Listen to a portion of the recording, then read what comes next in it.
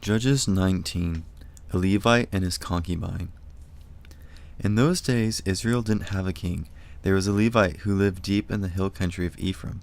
He got a concubine from Bethlehem in Judah, but she wasn't faithful to him. She left him. She went back to her father's house in Bethlehem in Judah. She stayed there for 4 months. Then her husband went to see her. He tried to talk her into coming back with him. He had his servant and 2 donkeys with him. She took her husband into her father's house. When her father saw him, he gladly welcomed him. His father-in-law, the woman's father, begged him to stay, so he remained with him for 3 days. He ate, drank, and slept there. On the 4th day they got up early. The Levite prepared to leave, but the woman's father spoke to his son-in-law. He said, "Have something to eat. It will give you strength, and you can go on your way." So the 2 of them sat down. They ate and drank together. After that, the woman's father said, "Please stay tonight. Enjoy yourself." The man got up to go, but his father-in-law talked him into staying. So he stayed there that night. On the morning of the 5th day he got up to go, but the woman's father said, "Have something to eat. It will give you strength. Wait until this afternoon." So the 2 of them ate together. Then the man got up to leave. His concubine and his servant got up when he did. But his father-in-law, the woman's father, spoke to him again. "Look," he said, "it's almost evening. The day is nearly over, so spend another night here. Please stay. Enjoy yourself. Early morning tomorrow, you can get up and go back home." But the man didn't want to stay another night, so he left. He went toward Jebus. He had his 2 donkeys and his concubine with him. The donkeys had saddles on them. Jebus is also called Jerusalem. By the time the travelers came near Jebus, the day was almost over. So the servant said to his master, "Come, let us stop at this Jebusite city. Let's spend the night here." His master replied, "No, we won't go into a city where strangers live. The people there aren't from Israel. We'll continue on to Gibeah." He added, "Come, let's try to reach Gibeah or Ramah. We can spend the night in one of those places." So they continued on. As they came near Gibeah in Benjamin, the sun went down. They stopped there to spend the night. They went to the city's main street and sat down, but no one took them home for the night. That evening an old man came into the city. He had been working in the fields. He was from the hill country of Ephraim, but he was living in Gibeah.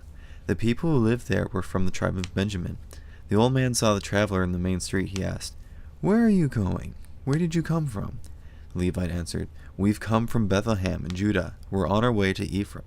I live deep in the hill country there. I've been to Bethlehem.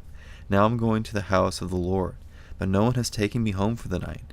We have straw and feed for our donkeys. We have food and wine for ourselves. We have enough for me, my female servant, and the young man who is with us. We don't need anything."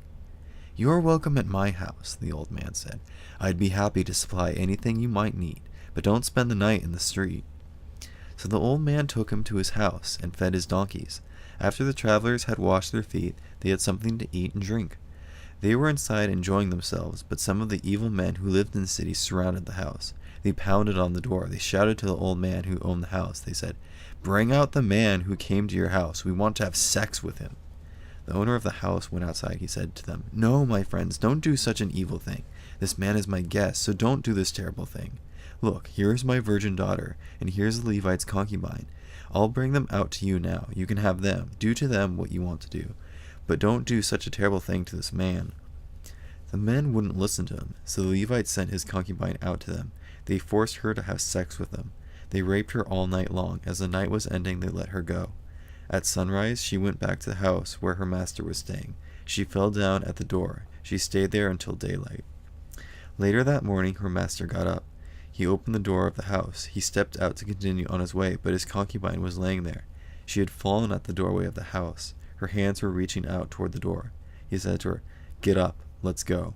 But there wasn't any answer. Then he put her dead body on his donkey, and he started out for home. When he reached home, he got a knife. He cut up his concubine. He cut her into 12 pieces. He sent them into all of the territories of Israel. Everyone who saw it said, "Nothing like this has ever been seen or done before. Nothing like this ever happened since the day the people of Israel came up out of Egypt. Think about it. Consider it. Tell us what to do."